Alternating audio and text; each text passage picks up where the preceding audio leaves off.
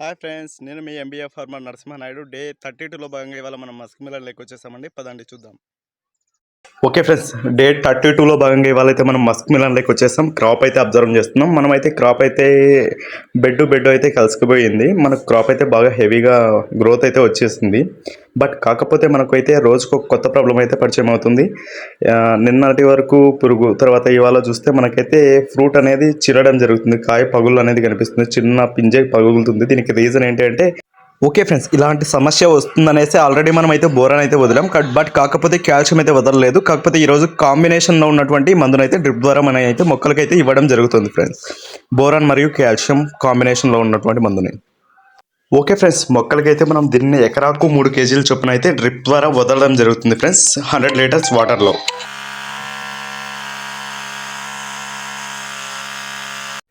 15 నిమిషాల్లో డ్రిప్ మందు వదలడం అయితే కంప్లీట్ అయింది. Thank you for watching this video. Please subscribe for more videos.